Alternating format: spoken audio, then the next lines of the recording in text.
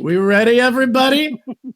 Today is the Zehaha stream. We are about to unravel. All of the doubters are about to change their mind, as I am going to start this with the most contentious sentence I could. Blackbeard is intelligent and brave. Now, here's the thing. Everyone needs to make these crazy, dumb theories trying to justify what this man's deal is, being like how he sometimes is a coward and he sometimes does smart things, sometimes does dumb things, and he runs away, but he seems brave. It doesn't make sense, and they come up with theories to justify it. No. It's so simple. It's so ungodly simple. If you are smart, you will sometimes do cowardly things. If you are brave, you will sometimes do dumb things. Blackbeard is a character who is exemplified by the balance of intelligence and cunning and bravery. Now, if his only path to victory is high risk, go in, take hits, win a fight, he will always do it. However, if there isn't much to gain from a fight, he just doesn't. There is just no reason for this man to fight if there's nothing to gain, because he is intelligent. He thinks things through. I don't even think he's a coward, because he's willing to take hits. He's willing to get beat up. There is never a moment where he takes a hit, screams in pain, and goes, damn, this was a bad choice. He's like, you win some, you lose some. Yeah, and it's interesting because people see him as not brave, and yet like he sucked in all of the fire of Ace was burning from the inside and still carried on because he knew in the end he could win. So he's willing to take heavy hits and be brave and stand up to things when the time is right. But he's not going to do it if there's no winning in the outcome. Not just no winning, but like nothing to gain, no winning especially. He flees from Marineford after sealing the fruit. Why? What does he gain from standing and fighting? Truly, at that point, what's the benefit? He's done everything he needs to. It would be incredible risk, no reward. Man leaves. But he's willing to take on Ace, even though he's getting shredded, because there's something to gain. He needs to become a warlord for his plans to come to fruition. Pretty consistently, him running away is never like, oh, he's so terrified he's running away. It's exclusively in situations where he already has what he wants, or there's just no reason to stick around. He's found the right outcome. Which is fascinating because even Yeti Cool Brother says here, he only fights when he knows that he's going to win, like a true villain. And I think it's interesting that people have this strange perspective of Blackbeard, because that literally is most villains, like good ones. Good villains aren't like, let me sit here and let Batman punch me in the face. But I don't even think he only fights when he knows he's going to win either. Like, he says as much to Ace when he's fighting him that I don't really think he knows the outcome, and he takes on Magellan even though he gets absolutely destroyed. I just think he'll take something on even if he's in over his head, if it's the only path to get what he wants. There is no way to become a warlord without turning in a dangerous pirate to the world government. He needs to fight Ace for that, and Ace is going to hunt him down, so he takes him on. He doesn't try to run. This is necessary for his plan. He's decided Whitebeard's fruit is part of his plan, so he's willing to fight the injured Whitebeard. I don't think he was 100% sure he was going to survive everything that was dished out to him in Marineford, but it got him what he wants. I genuinely think he will do a fight where he doesn't know he'll win the same way Luffy will, if it's the path to victory. Yeah, he calculates risk and reward. I think it's interesting, though, because people see it as cowardly when he runs away rather than seeing it as intelligence. Like one of the number one things in the art of war is knowing when to retreat. Like one of the most intelligent things you can do as a leader is say like, oh yeah, we're going to give it our all. We're going to, oh shit, no, we're going to run away and live another day. You know what? I'm actually going to bring something up that's going to make all the Americans in chat, first of all, furious, and second of all, start to understand what makes Blackbeard great. There is a general in history who was despised by the British military and held in contempt, and his name was George Washington. And the reason for that was Georgie boy had a strategy where he, if he didn't have the ideal outcome, likely would flee. He would retreat. So his win ratio was incredibly, incredibly low. The rate of battles he won compared to lost was incredibly, incredibly low. But if you instead calculated by how much he cost his military versus how much he gained, he was one of the best generals in England. And then in the US War for Independence was still just as good, because his retreats were always expedient and well managed and cost very little, and his victories were crushing, devastating victories to his enemies. I think Blackbeard is genuinely a George Washington style fighter, where his victories are immense and his retreats and defeats are costless. I would agree. I think that's fascinating too, that you're making him as a George Washington, because there's other Georges that you could have used, other generals that I can think of that ran away quite happily, especially in World War II. A lot of transfer back and forth in territories. But it's also the same thing with the French. French, because we only look at the French in the one aspect of World War II and don't think about how many times the French were like, this isn't a beatable fight and we're not going to win it, so we need to move away. And it got them a bad reputation rather than seeing the fact that they were able to come back again and continue to fight.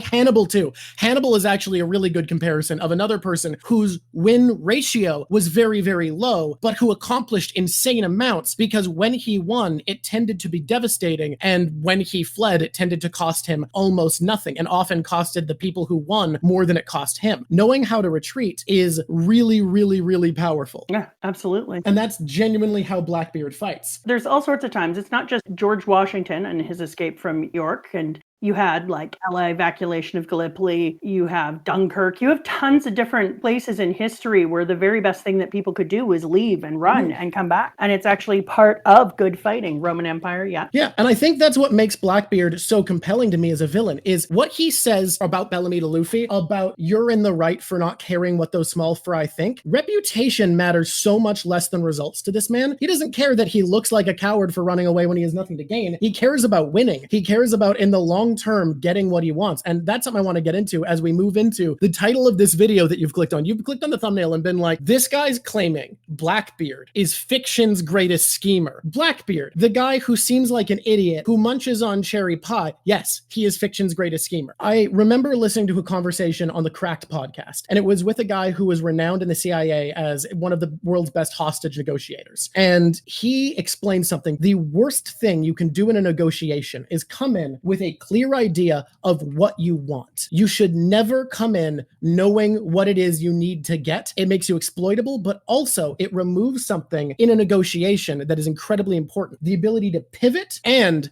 notice a better opportunity. Blackbeard's plans aren't meticulously laid piles of dominoes where if one piece is pulled out of the place, if one piece is removed from position where he's put it to achieve his victory, everything falls apart. Let's talk about another scheming character, Crocodile. Crocodile did have contingencies, but his plan was a meticulously laid, slow building plan where if something goes wrong, it starts to fall apart. Everything was lined up perfectly and he was great at arranging it, but I don't think he's anywhere near as good of a schemer because he doesn't look for better options and opportunities. He wasn't on the pivot looking for better ways to get access to the poneglyph by stealth or subterfuge. He was so stuck in the way that he thought he could achieve it that there wasn't a thought of alternate win conditions and adaptability. Blackbeard knows he needs to become a warlord. He needs access to Impel Down and he needs to be a warlord to do that safely. So that's his plan, right? If he had have had another path to victory into the prison, he would have taken it probably. So he finds Luffy and says, hey, this guy defeated a warlord. It'll make me look like a warlord power threat if I can defeat him and bring him into the government. He fails, Luffy gets away. Oh, too bad. Ace comes to hunt him. He goes, hey, I think you're a valuable member of my crew if you want to join. Ace is like, no, I want to kill you for killing Thatch. Teach goes, well, you fit the bill of what I want too. A pirate powerful enough that I can become a warlord if I hand you in. He gets Ace.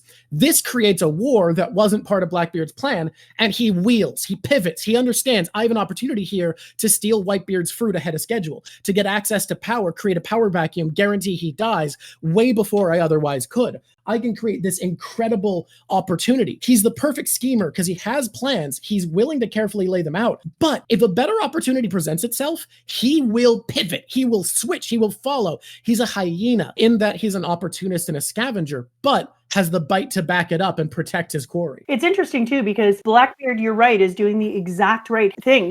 You create a direction that you're aiming towards. You say, this is our aim, but you don't shoot in a straight line. You're never going to make a straight line. You don't know what's going to come up in the way. You have to be willing to come against obstacles. Like, it's only a shite general is going to say, like, this is what's going to happen and this is the entire plan. And then you get there and it doesn't work the way that you need it to, and you don't even know what to do. Whereas you have somebody who's nimble and able to switch really easily. And on a very low and weird level, I think that his stupid boat / wrapped together logs really shows that. It's like the boat could break apart at any time, but it could also be wrapped back together and put back into the ocean, or you have another log off the shore. Like, it has that pivoting feeling of like, we're just going along for the ride, baby, and we're following our will. But if things fall to shit, then we pivot and switch. And all we need to know is that in the end,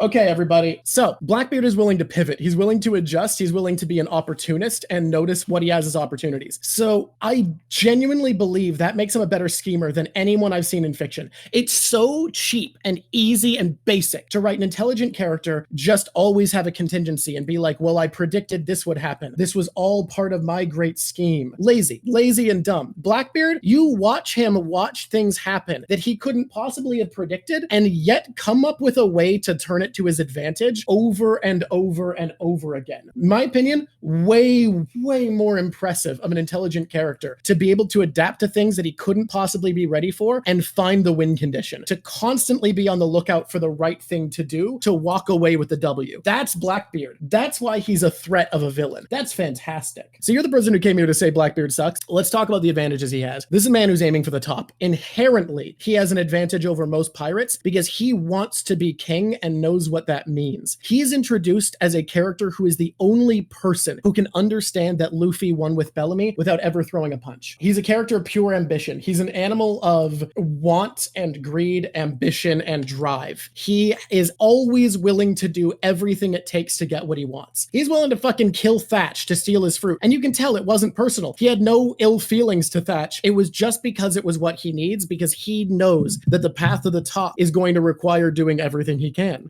Here's why people need to stop underrating Blackbeard. This story, every story exists to tell you why the protagonist is good. Every piece of fiction that has a hero in it exists so that you can be told this is the sort of person who is worthwhile and good and important. Blackbeard is a character with dozens of parallel traits to Luffy. When a villain is this reflective of a hero, you can't not take them seriously, because the series is meant to tell you that the villains who are most like our hero are the ones with the most potential. That's just inherently how fiction works, by the fact that it exists to tell you that the hero is a great person. Blackbeard is more similar to Luffy than any other villain in the series, and because of that, he is being instructed to us to be the second best pirate. The series exists to tell us... Did someone delete? Oh, hell yeah. Let's get this better. The series exists to tell us that Luffy is the best pirate. And by doing so, it must exist to tell us that Blackbeard is the second best pirate. And what I think is worth noting about that is that means that everything Luffy and Blackbeard have in common can be read as the reasons that Luffy is a special person in the world. That's everything they have in common. Everything that they have as differences are the things that make Luffy exceptionally special, because those are the things that make Luffy even better than someone like Blackbeard. The series exists to tell us the protagonist is the best kind of person, which means a character who's a dark reflection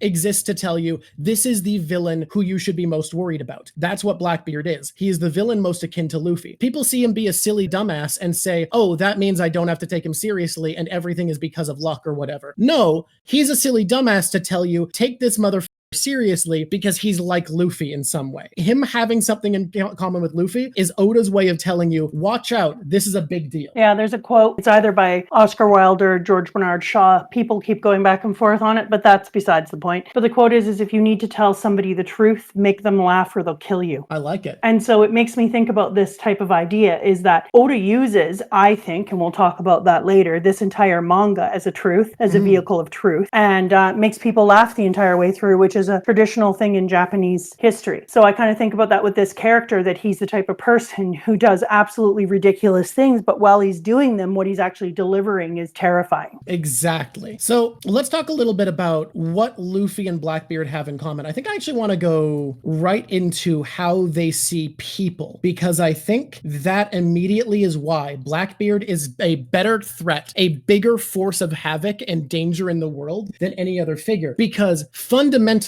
Blackbeard and Luffy treat people as a resource in a way that nobody else does. Now, for Luffy, people are treated as a resource because they matter to him. It's not because he sees them as a pragmatic tool to be used, whereas Blackbeard does. But that's not really any different than a lot of people, right? A lot of people in One Piece care about their crew. Don Krieg brags about his fleet. Whitebeard has his great grand fleet of people who follow him. Buggy sees the impelled down prisoners he frees as being important. So you'd think that's not different at all. But here's the thing thing about One Piece. One Piece is a world where personal drive and ambition are embodied in the form of haki as an actual force of power. When you exist as a figure like Whitebeard, where the way you have your crew is to have them be broken down into knowing that you care about them and are a good man who deserves to be fought for, you are weakening your crew. Ace's flashback does end with Ace loving Whitebeard. However, it is a process of removing Ace's drive to conquer the world for himself and instead want to help Whitebeard conquer the world. Blackbeard and Luffy inspire personal motivation in people. They want a crew who are self-motivated, have their own ambitions, because that is the source of power and competency in the world of One Piece. Why is Blackbeard's big ambition to break into Impel Down? It's because that's where the world's most dangerous prisoners are. He makes an entire plan to get in there. He gets to where the most dangerous people are, and he says, you're in here for a reason. Do you want to get out there and keep doing what you want? Do you want to exercise your will upon the world?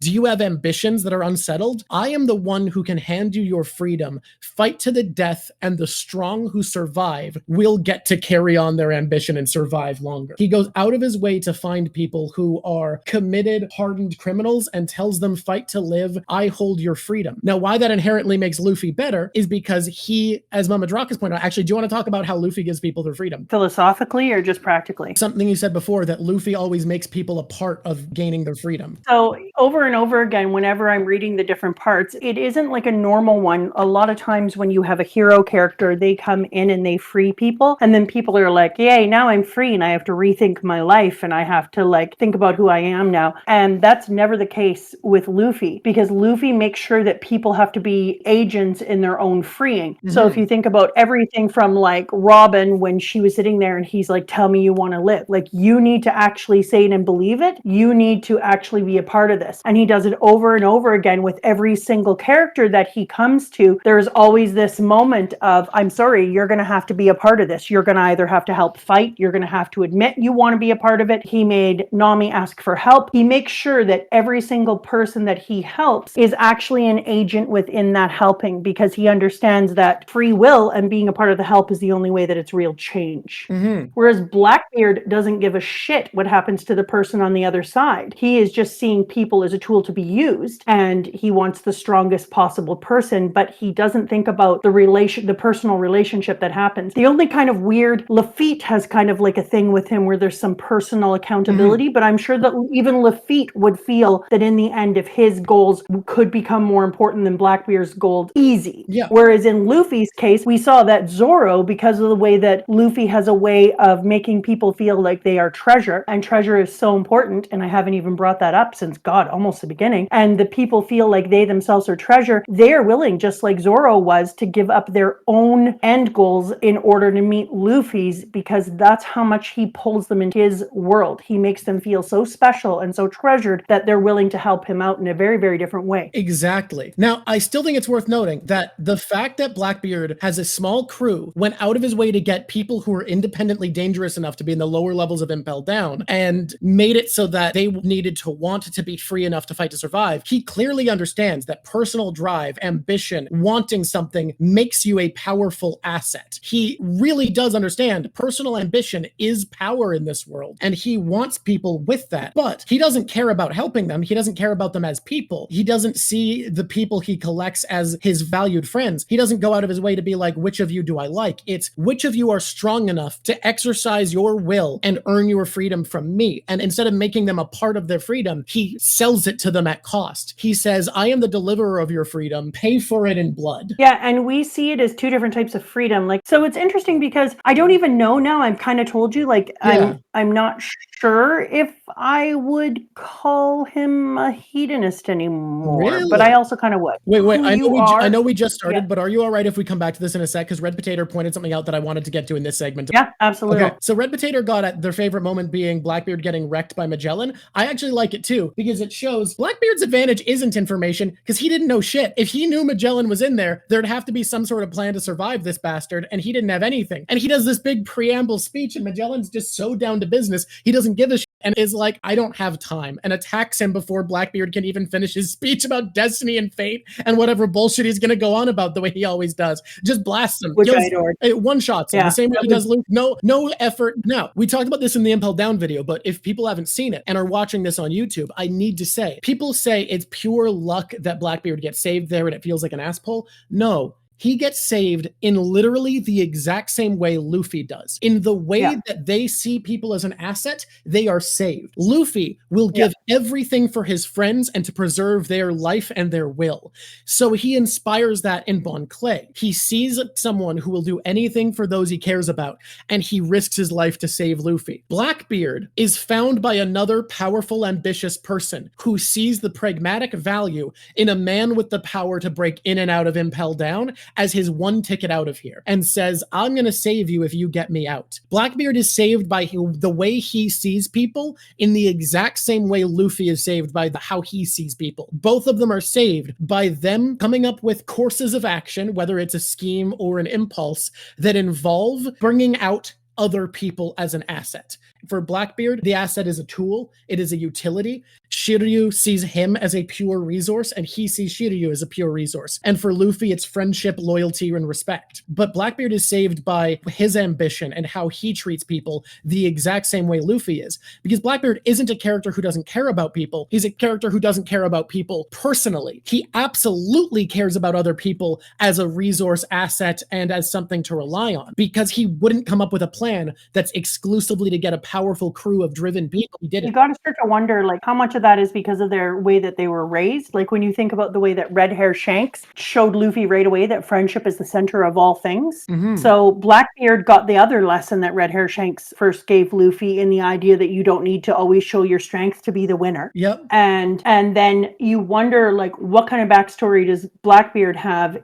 I don't know if we see Blackbeard's backstory, and I hope we do. This is all based off of post-war level info. I think one of the things that we have to think about is, even though Luffy had a really difficult backstory, he had people who showed him that through friendship, you build the greatest strength. And he had somebody that showed him, I'll turn the other cheek unless you mess with my friend, and then I'll kick your ass. And so when you think about the way that Luffy's backstory shows us that Luffy learned about the power of relationship as an early little human being, and how that stuck with him, and he learned how powerful it was. His whole thinking was, I need a crew, and a crew is family, and together we are unstoppable, because that was what he saw as the prototype for success and happiness. And I always wonder, like, what did Blackbeard have as a story? And does his backstory actually show how people showed him that you need to fight and scrab and only use people for the best that they can give you, and that you can never actually have any faith in crew or family or friends? Whereas Luffy feels like crew is everything, crew is family, and once we are together, we can conquer all. Okay, do you want me to go into the two types of hedonism? I think now's a good time for that. Yeah, absolutely. We're talking about how they see people, and I think that goes into this. Yeah, and when you're looking at it through philosophy, you can choose all sorts of different schools of thought, and just one of them is hedonism. And a lot of people who aren't in philosophy see hedonism as, you know, eat, drink, smoke, fornicate, do all the things, and that's all hedonism is. Whereas hedonism has all sorts of really nuanced layers and types of hedonism. And I think that Blackbeard is psychological hedonism and Luffy is ethical hedonism, except for Luffy doesn't fully fit in ethical hedonism, and I'd want to play with that a little bit more. But you can see how they're two sides of the same coin. So they're both hedonists in the way that they're both running out in the world seeking the most adventure, the most pleasure, the most of everything. They are the type of people that you would say eat life. They just absolutely smack with adventure in life and want to have the best of all the things at them. Say what you will about Blackbeard, but out of all the villains in One Piece, no one's having a better time. No one's having an adventure the way Blackbeard is. Yeah, exactly. And Blackbeard feels like pleasure and displeasure motivates us. He's trying to have the most physical pleasure, but he will run away from anything that is displeasure. And hedonists who are psychological hedonists will run away from things where there's any failure. They'll say, if there's going to be any failure in this, I'm outie. Whereas somebody who is a more ethical hedonist thinks about those people around them. They're still out there looking for the best of the best, but they think about leaving stuff behind. So I liken it to this thing that I was talking about with some students where I said, like, you can be a hedonist who wants to eat all the things, have all the wine, etc., but you can also realize that at one day you're going to stop being able to eat all the things and do all the things if you ruin all the things. So you actually have to continue to have good relationships and care about the environment and care about the people, the places, the buildings, the things that you're using, because if you don't care for them, they'll run out and your hedonism runs out. Whereas Blackbeard would be one of those piss off, I don't give a crap, I'm running full face into it. Other people can worry about caring for things. I'm going to worry about me. And if anything looks like I won't win, I'll turn tail and leave. But in that, it's also worth noting, I still think he counts as brave because, yes, if he feels defeat is possible, he leaves, but he's absolutely willing to face a pain and agony and possible defeat to chase victory. Like, that does matter to him. Getting what he wants, the fulfillment of winning 100%. matters a lot. And the reason I like you talking about it that way and talking about it avoiding pain is a lot of villains get hit and they like shrug it off and act like it's no big deal. When Blackbeard gets hit, he fucking shrieks in pain and says, God, that fucking hurts. Ow. He's not trying to be tough. He is brave. It does hurt, and he does it anyways lots of times if it means that he could win. And he has something to gain. You know what else I like about that is it's the long game, right? Like, he's willing to look like a complete ass in the short term to be a winner in the long term. Oh, yeah. He doesn't care about image, really. It's just about, it's what he says about Bellamy to Luffy. There's no sense dealing with small fry if you're aiming for the top. He doesn't care if he's laughed at. He doesn't care if he's made fun of, because those people are beneath him. The people who would bother laughing at him over image are beneath someone so great as to become the Pirate King. This is a man who will conquer the world, and he doesn't give a shit if those lesser than him make fun of him or think less of him in the meantime. He will win and truly doesn't care what people think of him until then. Yeah, exactly. And this person, it's overseer, asked about the same kind of negative hedonism as the Celestial Dragons. I've actually been going through all the different people, the four emperors, the Celestial Dragons, and all of them, and looking them through a philosophical lens. It is, I think, honestly, that now that I've been doing this, and I've only been doing it for a couple of days, kind of pulling apart the different characters and also the different groups of characters and look at them philosophically, my God, One Piece could be a phenomenal freaking vehicle for looking at philosophy and teaching kids about different philosophical schools of thought, because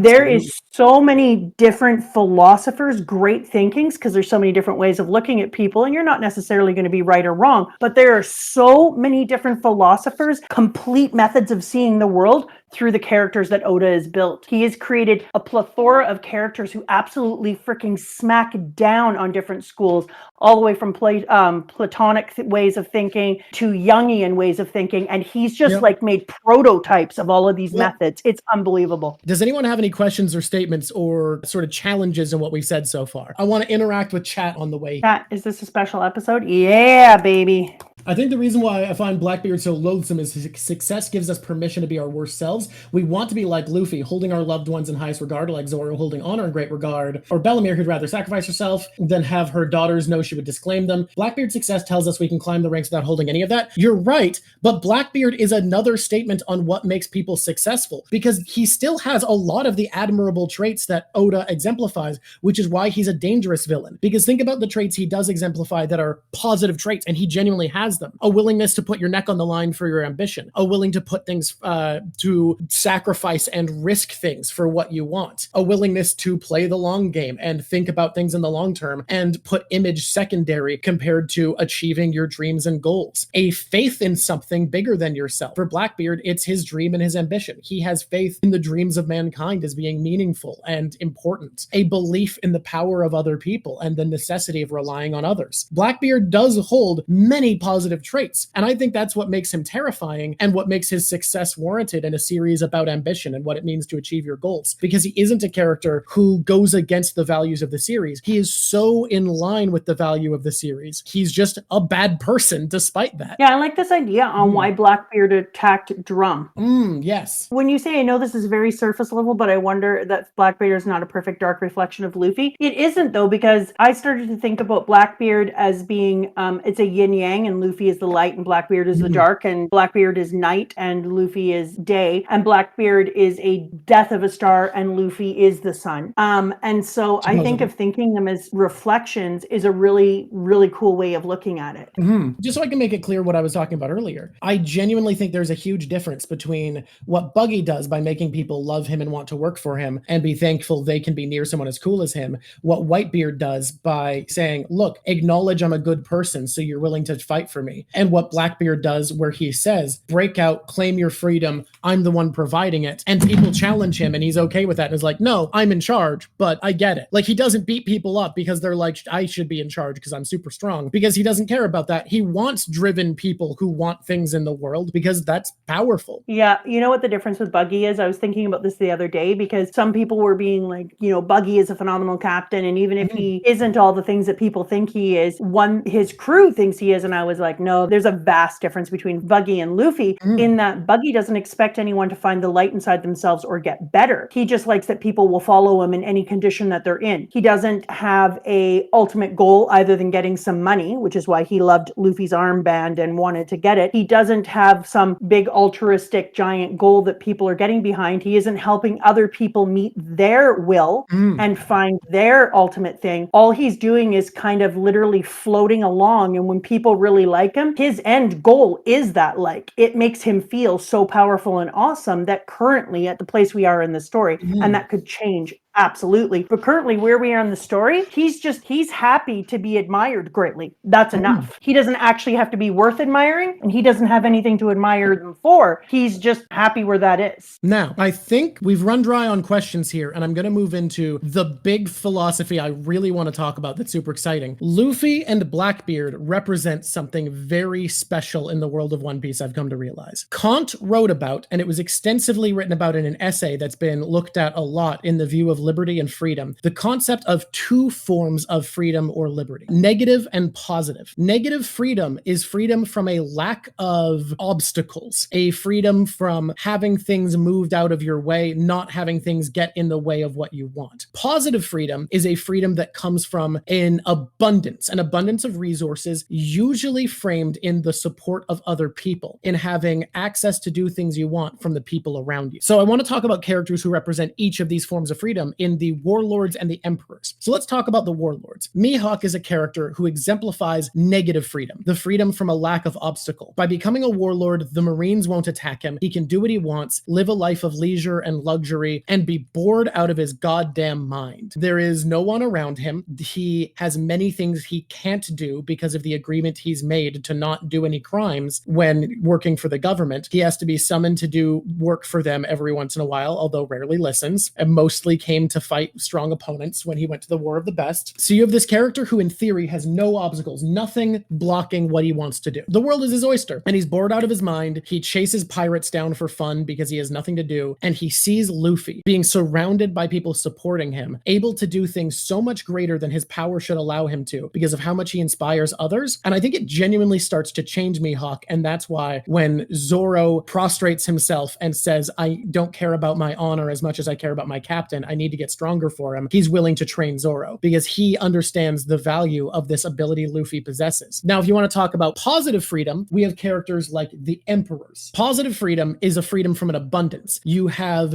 resources. The emperors basically command nations with how large their fleets are. They can do whatever they want. So far we really only know about Whitebeard extensively, but we know he has this massive fleet. But what else do we know about him? He has territories he's obliged to protect. He has a bunch of people he needs to take care of. He has so much more responsibility than someone who's just sailing on their own with a small group of people does, that truly, despite how much he in theory can act upon his own will, the embodiment of positive freedom, the abundance to act upon one's own will, he doesn't have freedom because he has obligations and limitations. He has the lack of negative freedom that comes from not having obstacles. So what is it that Luffy and Blackbeard both represent? Well, positive freedom comes from an abundance of resource. The resource is almost always considered to be people. They have found strong, powerful people who are willing to help them achieve their goals in exchange for mutual help. In Blackbeard's case, it's entirely transactional. I offer you your freedom, come work for me. And in Luffy's case, it's inspirational, and it goes both ways. Everyone is willing to lay their dreams down on the line to help the rest of the crew achieve their dreams. But it's the same thing where they give each other the assets they need, but it's still small crews without obligation. I think what these characters are meant to show us is that to be free from oppression and to have a reliable group of driven people who you are willing to help the dreams of and who are willing to support your dreams is the way to have this balance of positive and negative freedom, which I think is kind of beautiful. And Blackbeard and Luffy exemplify that differently. Luffy obviously in a more positive context because the crew actually care about each other's dreams instead of it just being transactional. Yeah, I think it's really important to note that Mihawk, if you were looking at the story and just sitting there for a minute, would appear to be the person who has the most freedom. He has nobody who is leaning on him, who asks anything of him. He is beholden to nothing. And so that feels like a freedom. But in actuality, Mihawk can only do so much because he stands alone. He doesn't have anyone to work with. He can't create anything or reach larger goals. And even if his larger goals were just to change the place that he lived in, he wouldn't be able to do that. His freedom is limited and his time is going to be more valuable because it's going to take him a lot more time to do anything that he wants to do. So it limits his freedom. Whereas Blackbeard and Luffy are in this ultimate position of a big enough crew that they're moving through life and able to accomplish things together, but they are not beholden, well, especially since they thought that Blackbeard was, but they are not beholden to a larger conglomeration that is in any way tugging them in any direction. So I think it's really interesting that they are both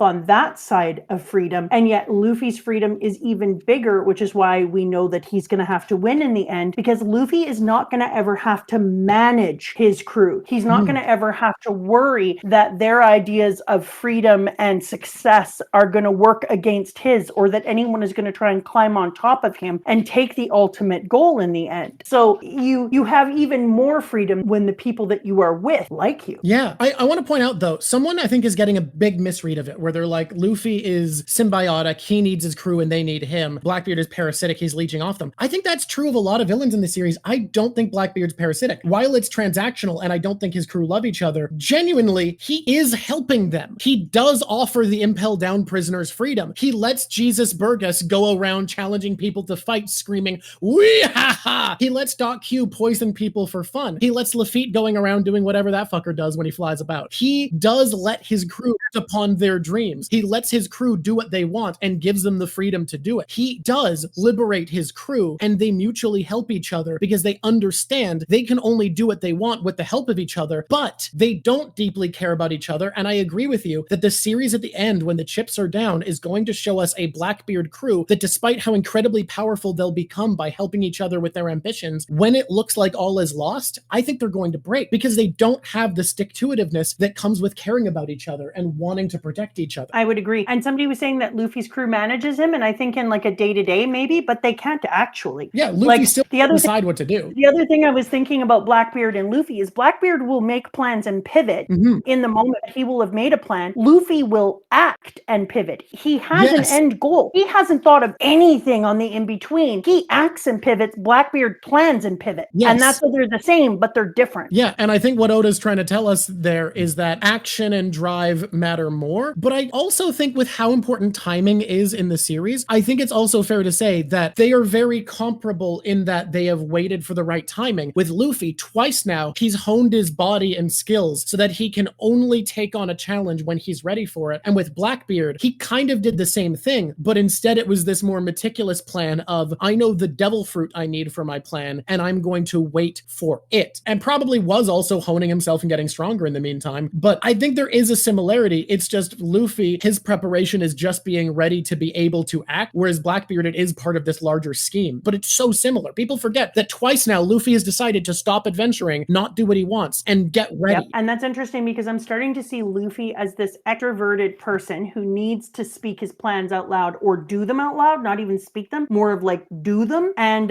he feels more and more ADD to me every day. Yeah, absolutely.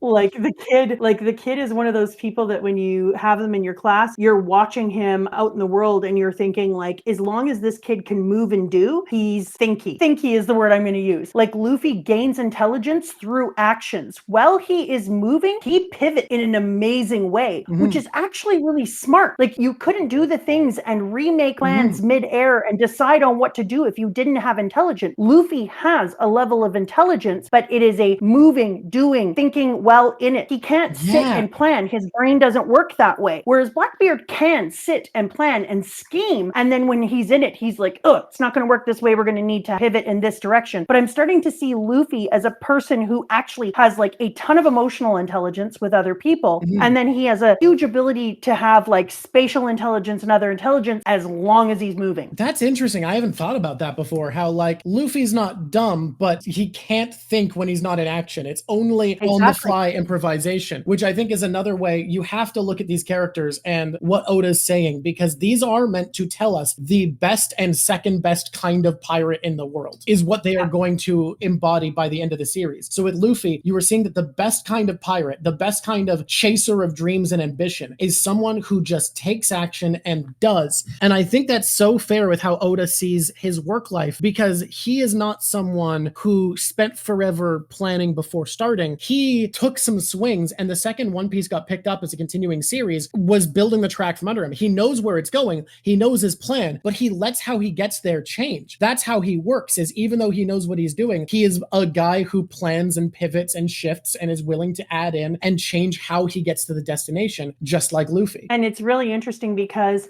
I like that he's chosen that and given us little kind of markers. Like when Luffy says, when I was in the middle of a fight last time, I noticed this and this. Or while I was out doing this, I noticed this, which shows that for him, and I hate to do this to your dad, but I'm going to call him out right now, that he kind of, your dad has the ability to sit sometimes and think. So I just want to put that out there. He's not fully Luffying it out.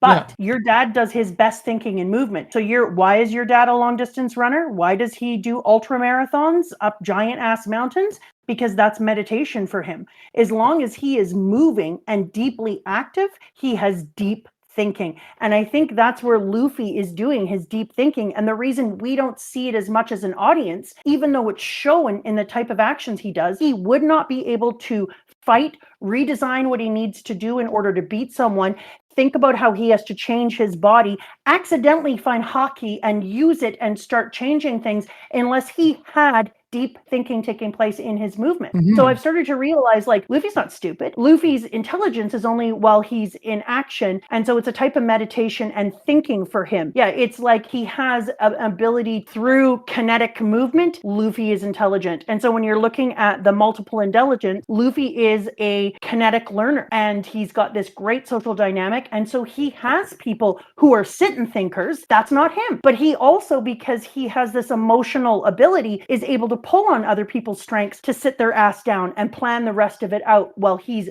doing. And that's incredible. And then when I think about Blackbeard, he tells them the eventual aim. They kind of create a plan together, but every one of his crew knows, follow Blackbeard's lead because this man is a pivot master. And if shit goes south, he's going to find us the direction out. And we are going to live because what Blackbeard cares about is being there to win eventually. And I think he's such a great captain for these bastards to follow because of it. Because, like, if you're following Blackbeard, you can have complete confidence that this is the man who is always going to be aiming for a win con. Like, he always has something in mind that he's going for. There is a thought towards how do we get out of this one? How do we come out with the win? Which, while Luffy doesn't offer, I think he offers something that Oda makes more special, which is he is a man who is willing to give anything to win. He will give his life every step of the way. He'll come up with moves that bleed his life energy because winning is what Luffy is always looking for. That is another way they're similar. Luffy gives anything to win, and Blackbeard is always looking for what he can do to win. Yes. And so when I first read this, and before I had the benefit of seeing Luffy in multiple things, I was just like, what kind of a dumbass cuts himself in the face right away to show his strength? But then I realized, yeah, because the two people that he had in his life that he most admired for strength were his grandfather, huge cut on his eye, and Shanks, huge cut on his eye. And so Luffy sees the owie on an eye when he's a little kid as being like the ultimate thing of somebody who is strong. So of course that's the direction he goes. And that was immediate action. He just acted without thinking and then was like, see, look, I'm strong. Because that was little kid Luffy's ability to think in the moment. But as he grows up, we are seeing him do things like this person is talking about McGill, that he picked Shave up from the 6 powers of CP9 in the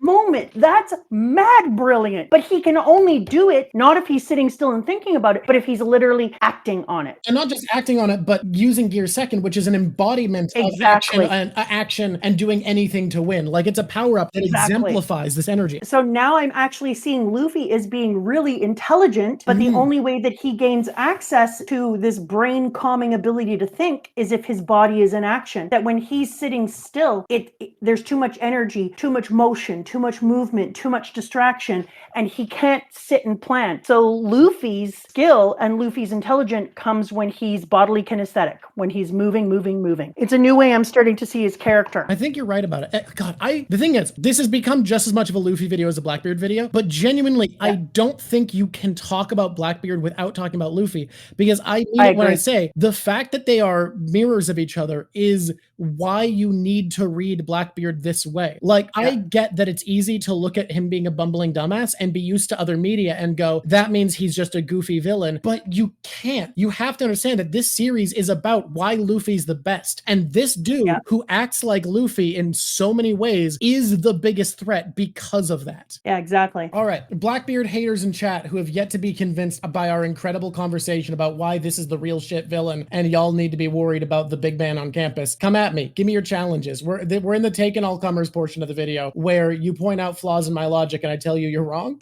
I have a debate, bro. I try to cage in my heart, but sometimes he needs blood.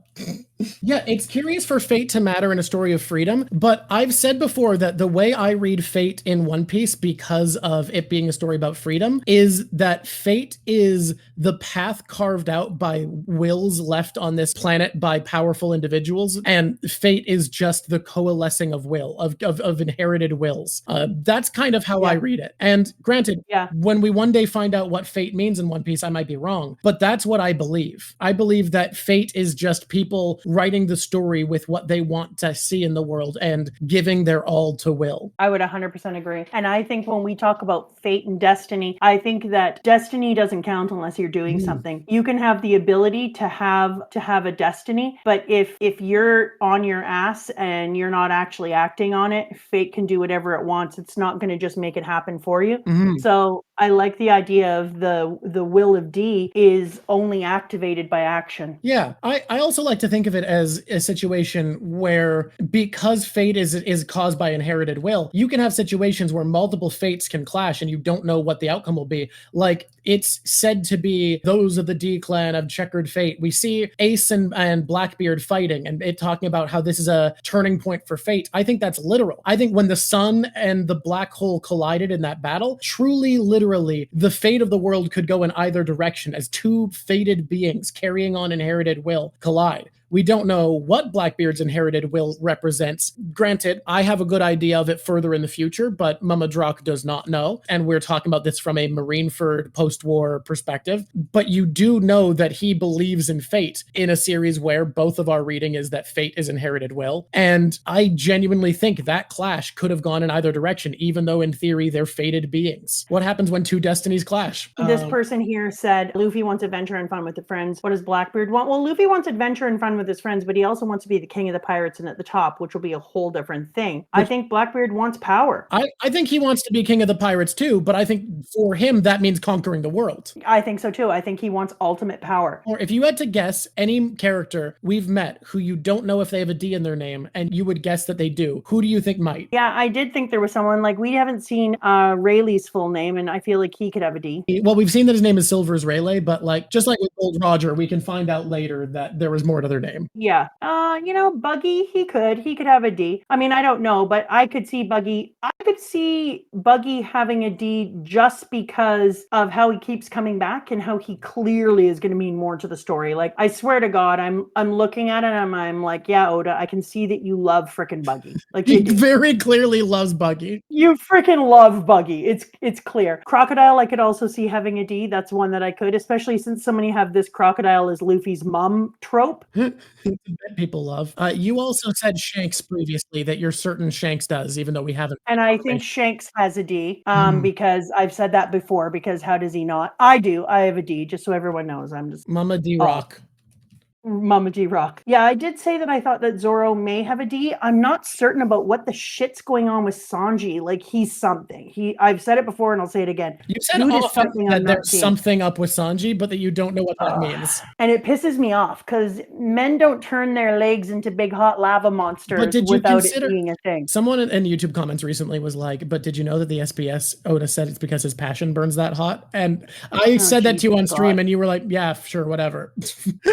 I said it was a demon or dragon last time. I don't know. I'm also starting to have a bunch of other wonders. Like, I was doing a bunch of reading, and so I started to have a bunch of other wonders about people with the D. Mm-hmm. Yeah. So far, though, those are definitely the people that I think I haven't been shown. Rayleigh, Crocodile, Buggy, Sanji, I don't know, Zoro, and red-haired Shanks. Finding out about shit that was going on with Mihawk was a little jarring to see that he's like the ultimate bachelor. Like, he's a lonely man. He's a lonely, like 45-year-old man living in an empty house who has like a 22-year-old college girl living in his living room. Yeah, but she wasn't there all along. She was just but I'm saying Kuma, it makes the setting weirder now, doesn't it? That like there's just this college-aged girl living in his guest room now. Everything about his setup is like, dude, get your life together. Yeah, everyone is with God Usopp. That's hang out with monkeys. Isn't my life together enough? It's awkward. And don't get me wrong, I'm still here for Mihawk, and I wonder what happened, and I hope to God that we get to see a backstory on Mihawk. Mm-hmm. But I keep wondering, like, how does somebody like Mihawk end up in a freaking stupid little castle all on their own? But that's the thing earlier. I truly think he's meant to embody negative freedom. That he saw freedom as having as few obstacles as possible. I agree. And has realized without actually having the ability to do what you want, that's meaningless. Yeah, and so your dad and I talk about it all the time. Like, the more things you own, the more things you have, the bigger your nut is. And the bigger your nut is, the more responsibility you have for taking care of that. We always say small nut, easy life, because the less things you have, the less things you own, the less you need to take care of. It's like Mihawk has taken that to a whole other level. He's taken that to a level of like emptiness. I'm just going to have an empty home that's falling the shit apart so nobody cares what happens, and I'll just live in the parts that still have a roof. Just like, bro, my dude. I wondered if Mihawk had a D, but part of me is like, he definitely has the hockey, but not everyone who has hockey needs to have a D. Yeah. So I mean, all of the Amazon Kuja have hockey. And they're not all D. Yeah. So I don't know. I definitely have decided that there is for sure some bigger one person thing at the very top of all of the dragons. Mm-hmm. There is someone we are not seeing that we haven't met that's up there, being all honking and giant and pulling chains. Mm-hmm. And I can't wait to find out who that is. But yeah, how do y'all feel about the show of power at Marineford? A lot of people in the community feel like Mihawk didn't do enough considering he's supposed to be the world's strongest swordsman. You know what? Mihawk was in a very interesting situation, right? Yeah. He's there with red hair Shanks in his friendship. He's beholden to the government in some way, but he also has his own relationship with the Straw Hats. And I think it's a very unique position that Mihawk found himself in. So I think people can just chill the shit out. I think he did the right amount. I also think people misread the situation. Vista's supposed to be one of the world's best swordsmen. People are like, how could Vista even hold him off? Guys, Vista's one of the best in the world. If they fought for a long time, he'd lose. But it's not like fights in One Piece usually aren't, I'm stronger than you, so I win in a second, and I'm the best. Vista is one of the world's best swordsmen. Of course he was able to fight Mihawk for a little bit, like a few minutes. I agree. That's not that crazy. Like, Whitebeard smashed Akainu's face to bits multiple times, and Akainu melted off a piece of his chest and face, and they were both still standing. One Piece isn't a world where when someone's stronger, the fight's over immediately. Generally, weaker people often hold somebody off in One Piece. It's a really common event, because Vista's what, like fourth best in the world or something? He's up there. I don't think it's that wild that he can spar. No, it 100% makes sense. I also just think that Mihawk did as much as he wanted to do. If you're a person who has that kind of negative freedom, you're like, bite me. Sure, I have to be here. I'm beholden to this a little bit, and I've got to show up, so I showed up. I'll fight a couple people, but honestly, my heart's not in this This isn't the shit I want to do. I genuinely think he would have only had fun if he could have 1v1'd Whitebeard, and he just never got the chance because people kept getting in his way. I agree. And he was like, oh, it's not even worth it. Ace and Jinbei had a days-long fight. We know this is a world where people of comparable strengths can fight for a long time without an instant victor. Why are people shocked that Vista can hold back a guy? I agree with Katu that the only warlord who was fully invested in Marineford was the Flamingo bullshit dude. He had a great time. He really enjoyed that shit. I hate him, but he was really there for it. Moria wanted corpses. You're right. I don't think Moria was invested until he saw Little Oars Jr. and then he went, "Oh shit! I just had the Straw Hat broke mine. I need that guy." In the defense of Moria, he really likes him some bot. Yeah. So yeah, he's going to be invested in that shit. But that's cheating. All right, guys. I need more challenges. I need more challenges on my amazing Blackbeard statements. They can't challenge you yet. They like your statements, but we need to get further in so they can mention shit they want to mention. Yeah, okay. But they can't because I'm here. That's true. I do want to talk about for a minute the stuff I saw on YouTube, some of the questions, because I had 2 questions I wanted to answer. Go for it. You want to indulge me? Let's do some ITQ time, but also did anyone here go on for the ITQ and write me a question and then find out that for some reason YouTube just was like, I've decided to delete all of your things? Yeah, it just massacred our questions. Yeah, and likes. They deleted like, I think it was 40 questions that people wrote, and then they deleted like 400 likes. Yes, you did aesthetic. Yes. Yeah. It was really, really weird. I like that Katu has decided to do a quick countdown from 40. And so, there we go. And action. Hi there, YouTube. It's me, Mama Drawk. I don't know if you heard this. YouTube is fighting against me. Yeah, I'm fighting against you. I'm YouTube and I'm fighting you. So what's going on here is people are leaving comments and questions, and we're doing I'm taking questions, and then suddenly YouTube steals them all. That's what I'm doing. I'm stealing them. I'm throwing them in a blender. I knew it. Fight against me. Fight with me, people. Fight against YouTube. Like and subscribe. Stop stealing our friends, YouTube. Join Discord. It's where we all chit chat. I think people think that in Discord that people just put on a couple of questions. That's not what's happening. People are having full ass talks about things that they've always loved about One Piece or hated about One Piece. They talk about other manga. They go into the spoiler room and talk about me, sexism. They have all sorts of fun doing a variety of things. We have every age in there. It's a place that I love going to and talking to people. It is my only opportunity other than the ITQ to have talks with people one-on-one, and I'd love to see you there. Once we get to 50,000 subscribers, Drawk will become a pineapple. That's so true. That's exactly what will happen. Once we get to 150, I'll go live. You know what, YouTube? You know what? I'm excited you're here. We're done.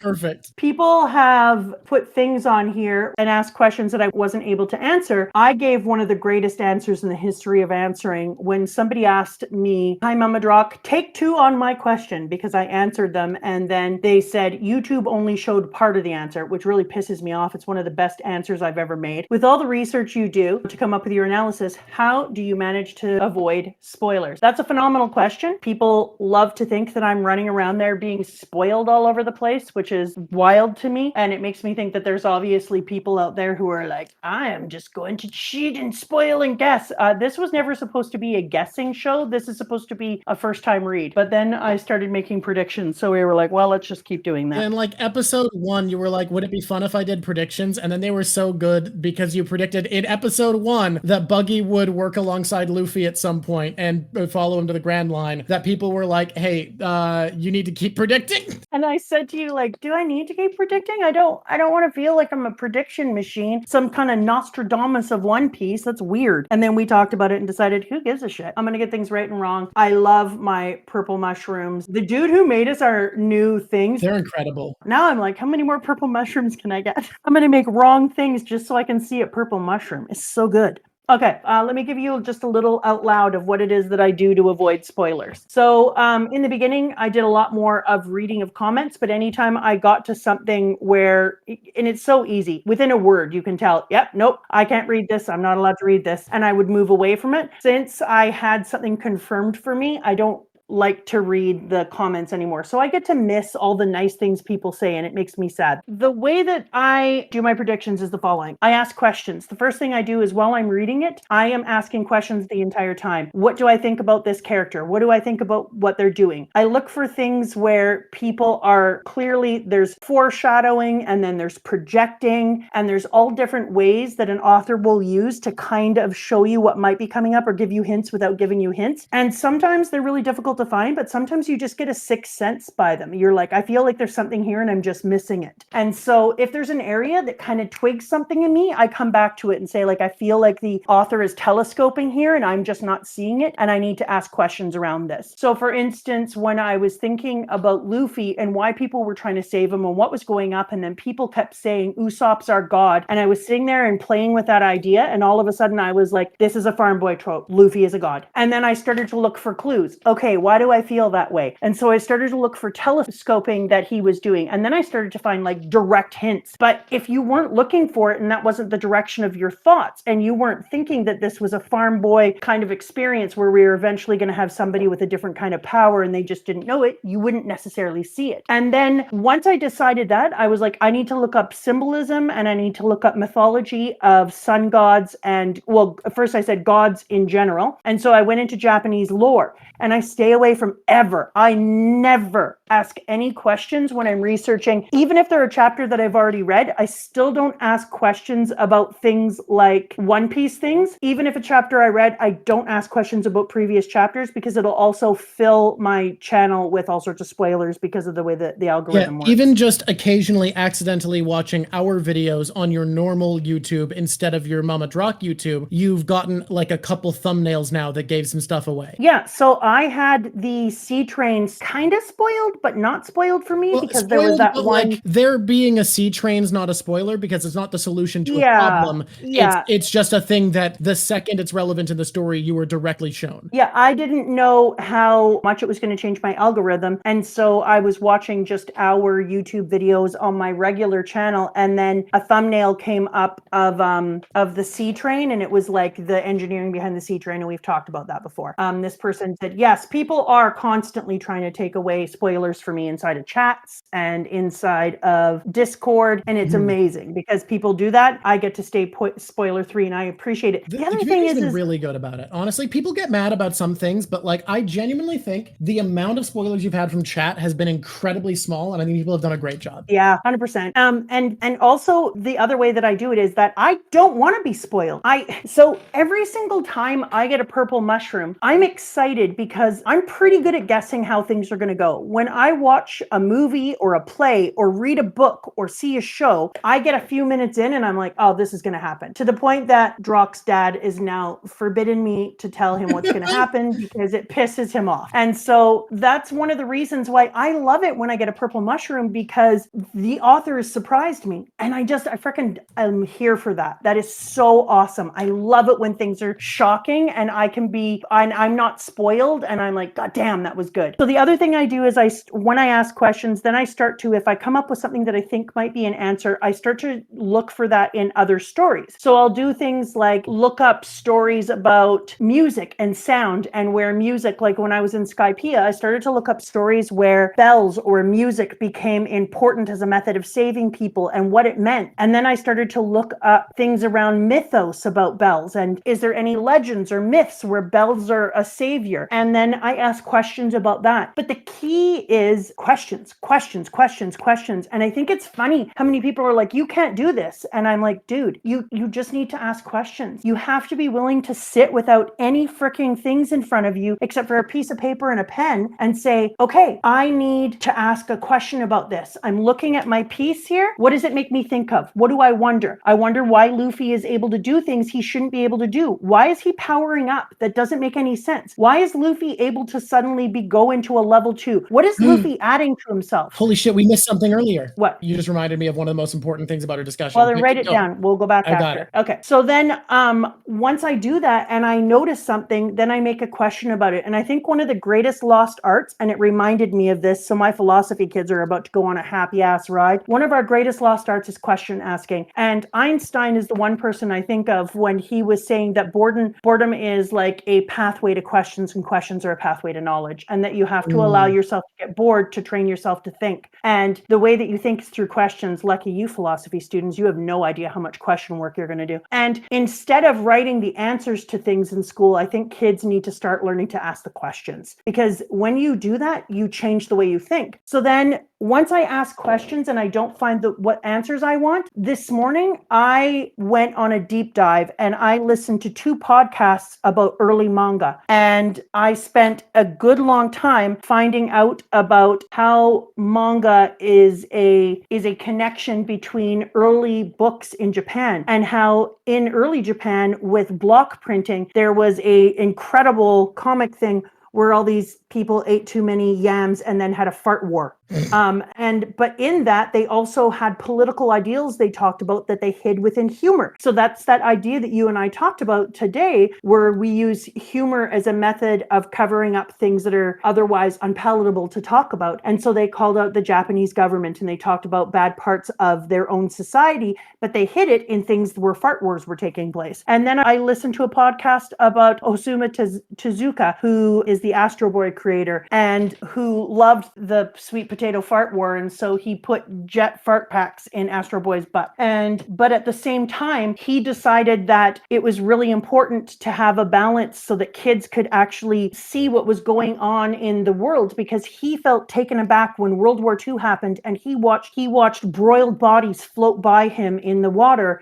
in the river, and he said that he was so disappointed that the adults had hidden so much of the adult world from him that he didn't even know that these types of things were possible. And so he started to create manga as a way of attaching political, difficult ideas to swallow with childlike things, which is what manga is. It's a bridge between adults and children, and it talks about difficult subjects. And so that happened because I realized when I was asking my questions, you know what? I've tried to hide in this little thing, which is fine, but I know nothing about manga. And because I know nothing about manga, I'm actually missing things. So I started to ask questions about manga, and it took me on another deep dive. And now I'm into this man, and I'm asking a bunch of questions about him. And so I think that the answer is you read, you question, you research those questions. I stay out of anything that has the word One Piece. When anything comes up, I run away. I only look at our videos now on the Mama Drawk channel, and I'm careful just to go straight to our video, click on it, watch it, look at it, and then flip back over into the other side to ask anything. And I follow paths. I ask myself historical things. I'm starting to see some of the ways in which Oda has hidden a bunch of Japanese history inside of it now. And now I'm even more sure of the Comfort Woman because I've seen how you would use politics inside of manga as a hidden way. And so, yeah, that's my advice. It's analyze, question, re-question. And you don't need to look up spoilers to learn things. And you're going to be wrong sometimes. And that's where the sauce gets made. So that's it. Real quick, I want to touch on something because someone came in to ask if we touched on the idea that Blackbeard seems to have multiple personalities and that could explain multiple double fruits. I need to be real with you guys real quick here. He's a consistent character. You don't need to explain it. You don't need the theory that Lafitte is secretly controlling Blackbeard. You don't need the theory that he's multiple different people and that's why he acts differently. He is a consistent character.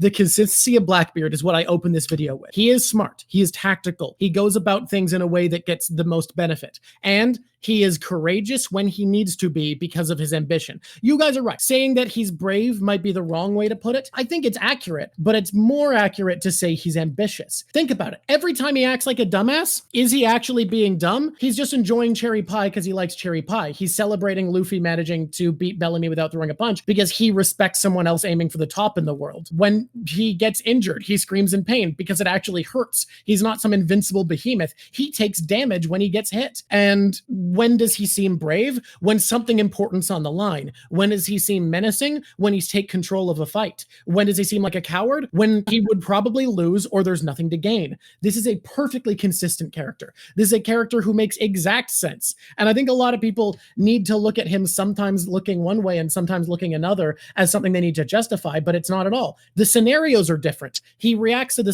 scenarios exactly according to a cunning strategist who isn't afraid to look weak, who isn't afraid to have his reputation worsened, because all he cares about is winning. He doesn't care if he has to look bad. I also think the they thing that happens in Jaya is like if somebody was like, where's Drawk? I'd be like, where's Drawk? Blah, blah, blah. What's he doing? And I'd say, oh, they left a while back. I wouldn't necessarily say he. It would depend. Where are they? Okay, someone said, I like the Lafitte theory. I don't think it's dumb. No, it's antithetical to the themes of this series. It would make sense in Naruto. And look, could I be wrong? Very possibly. We don't know. Yes. But I think Lafitte secretly controlling Blackbeard is completely in opposition to all themes of One Piece. One Piece is thematically about ambition and dreams and self-determination and friendship and relying on others. And Blackbeard embodies every one of that but friendship. And the series is going to be at the end about why friendship is the difference between Luffy and Blackbeard that makes one win and one lose. And I think while in some series that are more about like cunning and secrets and betrayal, the Lafitte theory could work. It's really dumb in One Piece. It's entirely against what this series is about. If you have a character who's this big, brash, free will, force of power and change in the world, but he's secretly just a pawn of a sneaky backstabber, I think that goes exactly against what this series wants to be about, especially because he's been drawn in parallel to Luffy and he's a character who Shanks has given hype to. I don't think the theory actually works thematically in this story in the slightest. Now, granted, Oda has made things work that I usually don't like in other stories, so could he make it work? Possibly, but I don't think he's willing to sacrifice and betray the themes of the story to such an extent that he would undermine a character as in line with the themes of One Piece as that. Look, the Kraken theory, here's the other thing, the Kraken theory, the Cerberus theory, I don't give a shit. I'm not here to talk theories. There's enough people theorizing what's going on with this man, but that's not what makes him cool. What makes him cool isn't that he might secretly be three brothers who are switching places with the darkness fruit. What makes him cool isn't that he might be a Kraken with 3 hearts to have 3 devil fruits, or that he might be a Cerberus with 3 heads to have 3 devil fruits. That doesn't make Blackbeard cool. What makes him cool is that he's a force of ambition and change in the world, that he sees the power of will and dreams and builds a crew of hardened criminals who have will and dreams of their own to push each other forwards, to conquer the world with violence. That makes him a cool threat. And I think there's enough videos about theory, so when we do a deep dive on a character, you're not getting theory. We aren't going to theorize. We are going to deeply, psychologically, thematically, and philosophically analyze a character, because that's what I find fun, and that's what there's not enough of in this fan base. So we are going to be providing that. There's so many cool Blackbeard theories, but I don't need them for him to be cool. And that's why we're doing a different kind of content. I agree. All right. Before I forget, somebody asked what some of the different podcasts that I did. The one that I listened to, it's a podcast called The Essay, and it says Tezuka Osamu, Godfather of Manga. And that was amazing if you're interested in that. And then I listened to another one when I couldn't sleep this morning on the rest of history called Japan, Samurais and Shoguns. And I did that one because I have a theory about Oda, because there is a person in history who was very important in Japan, whose name was Oda Miranga, who was a bloodthirsty samurai. And I think if my name was Oda and one of the most important people in the history of my country had the same name as me, I would use some of their things to show some of my story. And then I listened to one called Shakespeare and Pals. I know that doesn't sound like it's going to be about things, but it's A Pound of Fair Flesh, Astro Boy, Osamu Tezuka's Merchant of Venice. So it's comparing the Merchant of Venice and Astro Boy, and it actually is absolutely freaking incredible. So you can listen to this again and get those down, and I think we can put them in the show notes of our YouTube channel if you're looking at them. And they were phenomenal. So yeah, I'm going down that road. Do you want to do another YouTube thing? Well, I want to talk about the thing I was going to talk about, because that was go ahead. But I just need to reiterate, I don't think all theories are dumb. I don't think theorists are bad. I think that, first of all, stop using parallels to prove theories. Parallels are cool for analysis, but for prediction, they're useless, because you can call anything a parallel of anything, and anything can be paralleled in any number of ways. Stop using parallels for prediction. Only use them for analysis, please. Please, they are an analytical tool, not a predictive one. And then second of of all, the reason the Lafitte theory in particular I don't like is because if you're theorizing, you need to remember the themes of a series. Themes are important. Themes are what make stories work, and One Piece is one of the most thematically brilliantly well-written pieces of fiction I've ever experienced. So the idea that it would betray its own themes feels really, really unfair to me. So I just encourage people when they're listening to theories, try to think of if they're in line with the themes of a series. Anyways, here's what I want to talk about.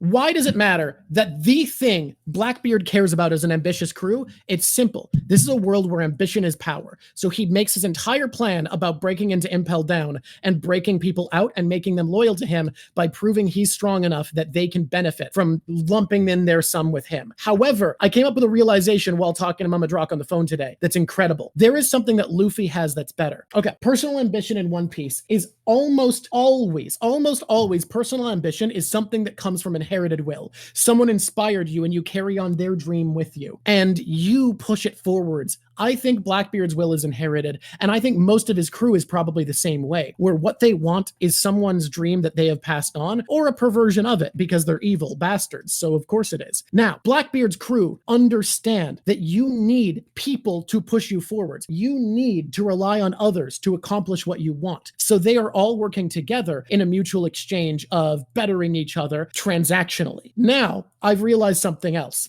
Not only does it make sense that Blackbeard's crew might betray him at the end, whereas Luffy's won't, Luffy's crew will be stronger. Remember when Mama Drawk realized haki was a thing, but didn't have a word to it, where she said the crew willed themselves to be stronger? When was it? It was the sea train. Why is that important? It's important because it happened after they found out Robin had given up on her dream, her inherited will. And the Straw Hats, loving and caring about Robin, carried her inherited will with them, making its strength their own. All of the Straw Hats are going to be stronger than the Blackbeard pirates, because while the Blackbeard pirates are being encouraged to have ambition and dreams of their own and chase their dreams and be powerful pirates who will put their will upon this planet, the Straw Hats aren't just wielding their own drive and ambition and will as a weapon. They are wielding each other's. They are carrying the weight of each other's will and making each other's will their own strength. And because of that, Blackbeard's crew can never hope to reach the power that the Straw Hats can. And that will is projected. When I talked to you earlier about how things in the stories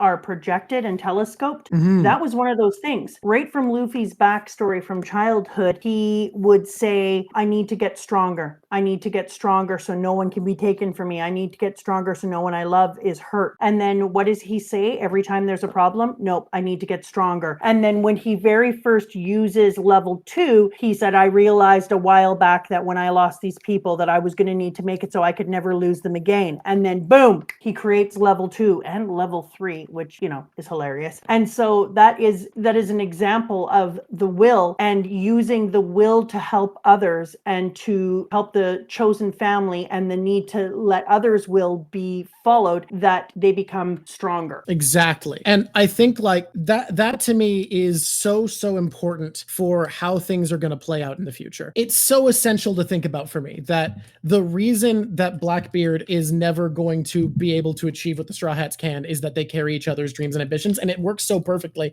that the first time you noticed haki was when the Straw Hats were carrying Robin's will. Exactly. And so it was also when Nami said, like, it wasn't just on the sea train. It was when Nami said, we need to go get Robin. Now that we know what the truth is, nothing can stop us. Yes, because they were carrying their allies' will, and it was literally empowering them. Because this is a series about ambition powering you. And they carried each other's ambition because they care about them. And while Blackbeard wants a powerful, self-driven crew, because he knows haki comes from dreams. He cares about dreams so fucking much. He knows people are only powerful if they believe in something and want something. That's his entire ethos. However, he doesn't understand that people will be so much stronger if they carry each other's dreams and their own, instead of only benefiting each other's dreams transactionally. And that's so cool to the themes of the series. I like the idea of the devil fruit that connects to another being able to absorb the other. So if Marco had eaten the fruit, already has a power over fire, be able to absorb and expand what his power set is. Weird. I could see that. Will Blackbeard be the final opponent for Luffy, or will it be the final war versus the world government? I honestly don't know. Yeah, I think it's Blackbeard. I've been trying to figure it out, and I go back and forth on this a lot, whether it's Blackbeard or the world government.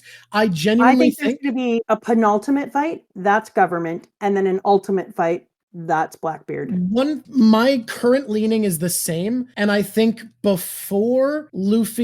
while Luffy's fighting the world government, I think that Blackbeard might kill Shanks. And I know we all love Shanks, but the problem is, I hate your idea. Really is, and I love Shanks, that the series has gone out of its way to connect Blackbeard and Shanks to the point that there is no way they won't face each other, and the mentor doesn't kill the big bad guy. That's not how stories work. And I don't think that Blackbeard's coming out of it unharmed. What I think is going to happen is the pirate with an eye patch that Oda's been waiting to show us is going to be Blackbeard, and he's going to lose an eye killing Shanks. But I don't think the mentor figure gets away with killing the big bad. It doesn't happen. So I've thought about it a lot about what the end fight is going to look like, because I've already said that I think that Luffy is going to die. And I realized that I thought that Luffy was going to die at the end of the story when I was watching just before Impel Down. Then I decided, okay, what is it going to look like at the end? The way that it makes it the most interesting at the end is if Luffy, his crew, and all the other people that they gain on side, the emperors, anyone else, have an ultimate, but it's going to be a penultimate battle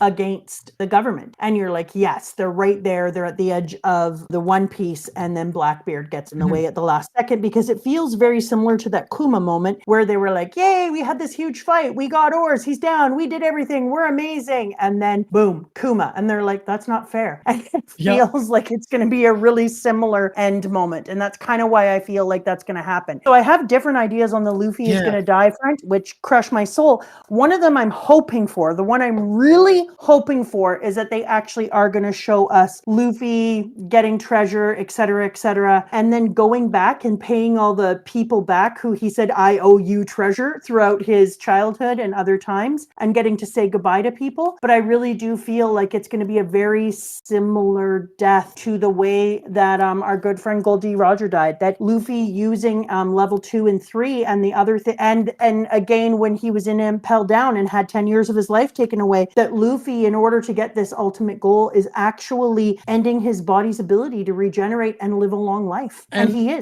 said it through this entire, up to the point I've read, which is just at the time skip now. He said it so many times that it feels like he's warning us. It's a projection. And I feel like it makes perfect sense, because Oda is a man who has harmed his health to do this series.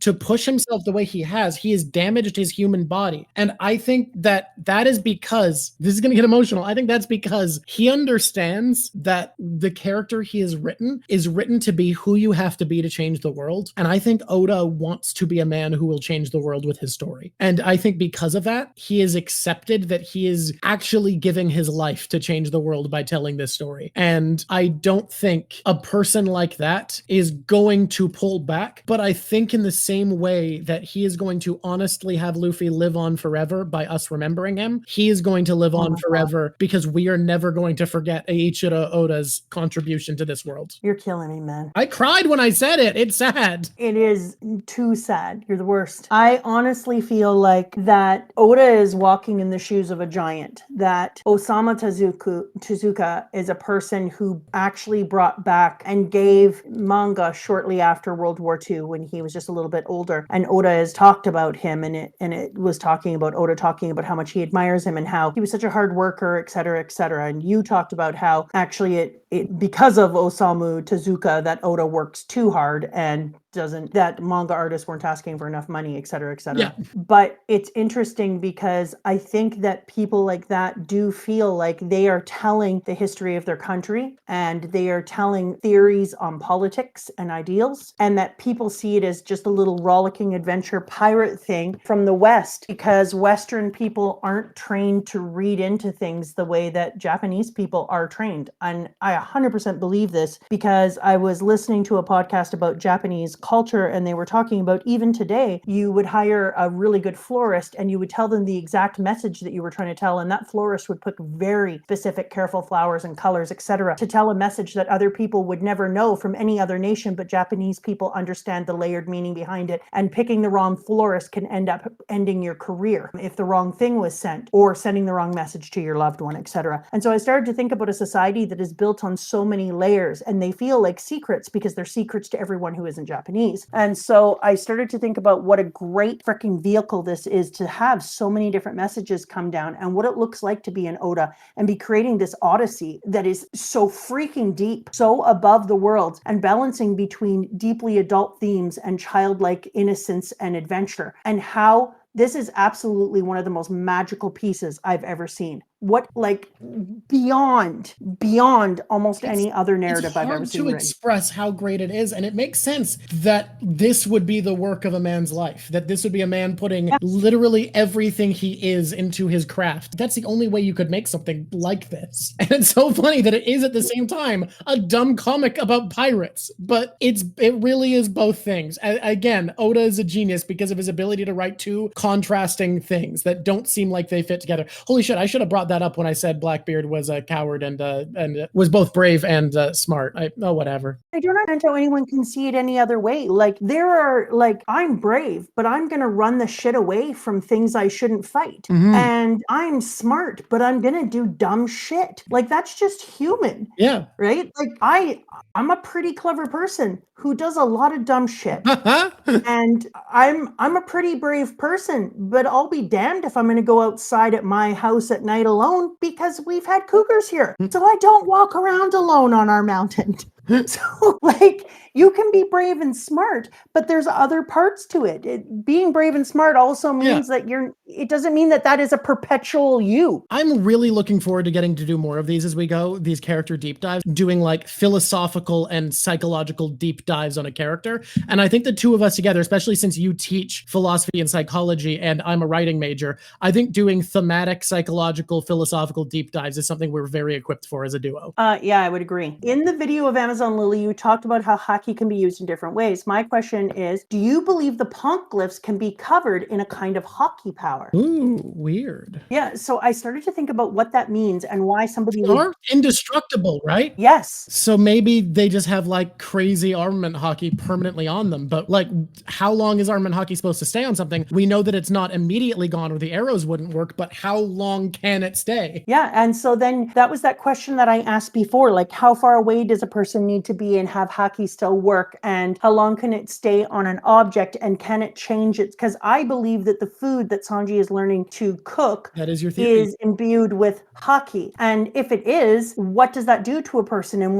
when digested, does it flow into them? And does it change the way that they act? Like, how does it change them? Can you heal somebody from the inside using haki in that way? So that's an interesting thing that this person came up with. I think maybe you could have haki on the poneglyphs. The question be why? So then I wonder, like, do you have a projection of something that Goldie Roger wanted to be known and he imbued and created messages within the haki? I don't know. That's not a terrible thought. But the poneglyphs are from longer ago. My thinking is, right, that I think you can permanently imbue something probably, but like, I think inherited will is real. Like, it is a real force of haki. And I think the reason Goldie Roger changed the world is literally passing on his will to hundreds of people who wanted to chase freedom the way he had. And I don't know what the process is, but I think there has to be an incredible want, an incredibly meaningful want to have something be permanent in that way. And I think it says something that the poneglyphs were made with an incredible desire for the future to be able to carry it for that long, if that's what's protecting them. Yeah, I would agree. What was your favorite comedy moment? Theirs is Luffy pushing the zombie back down. So everyone who's watching this on YouTube, good. It's very good. Put your favorite comedy moment down too in the comments, because the comedy moments in this are gold. I wonder, what is your favorite comedy moment, Drawk? Mine is actually also a zombie joke, but it's a different zombie joke, where I loved when Luffy was like, oh my god, an old man with terrible wounds. And the crew was like, Luffy, that's a zombie. And later, I fucking love it so much when he's like, no, oh my god, an old man with terrible wounds. And the crew's like, Luffy, that's a zombie. And he goes, no, I'm an old man with terrible wounds. I'm an old man with terrible wounds. Fucking, so what a great bit. That's so funny. That's so good. That is awesome. God, I was trying to think about what my favorite, I mean, I hate to say this, but I do love when Luffy's like, no, and pushes the zombie back into the ground. It is one of the funniest moments in the series. It's incredible. It's ridiculous. It's really early on, and it's in my least favorite arc. A joke that'll always stand out to me is, how did I not get north? I ran in a coldish direction. I ran in a coldish direction. Oh, God, I forgot. I love that one. That was my favorite part of Syrup Village. Syrup Village. I think everything else was meh, but that was freaking delightful. Do you have any theories about the will of D? My way is that I think it's fate, and I think it's the D clan's drive for freedom. That's my guess. I do have theories. I have a theory that I've said before a little bit, that I think that it's attached to the missing 100 years or the missing people. Story is told by the victors, and I feel like the people who have a D in their name could be part of what is missing from the 100 years. I like it.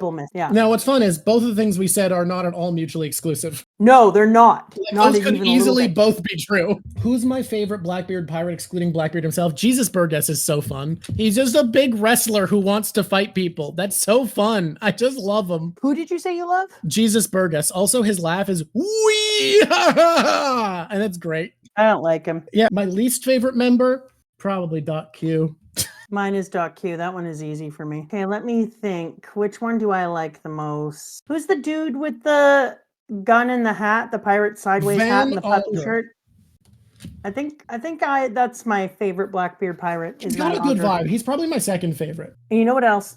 People were asking me, it got erased as well, to tell them my favorite arc so far. And don't say anything, Drawk. Let's see if people can guess. What are you guys in the chat? What do you think my favorite arc has been so far? It was Impelled Down. Impelled Down is my favorite arc we've had so far, which was unexpected for me. I did not think Impel Down would be my favorite arc. I was a little surprised when I went into it and I saw how dark it was. I was like, oh, and then when I read it, 100%, I was like, this is peak writing. He layered so many secrets in there, so many myths, so many legends, so many people, so many reconnections. It was just, every moment in Impel Down was just another moment that I was like, God damn, I can't believe you did that. It also has like the crushing moments.